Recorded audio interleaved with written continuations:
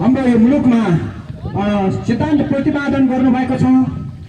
उहाँले यो संसारमा एउटा सिद्धान्त प्रतिपादन गर्नुभएको छ, जुन सिद्धान्तले हाम्रो नेपाललाई जुलुक्कै उठाउन सक्ने सिद्धान्त उहाँले प्रतिपादन गर्नुभएको छ।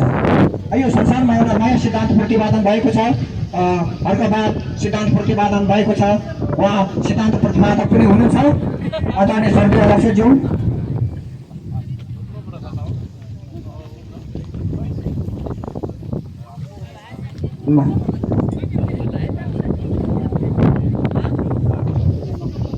नमस्कार अध्यक्ष।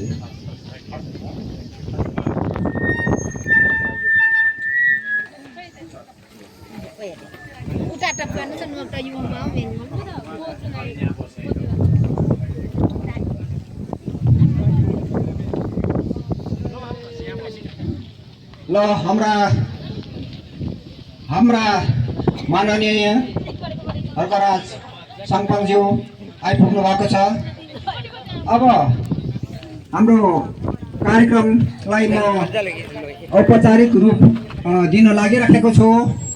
आजको यो साङ्गुरीगढी गाउँपालिका वार्ड नम्बर 9 चाँदी बजारमा हामीले यो मुक्तिनाथ मन्दिरको काखमा यो चाँदी बजारमा आज हामीले श्रम संस्कृति पार्टीका सदस्य अध्यक्ष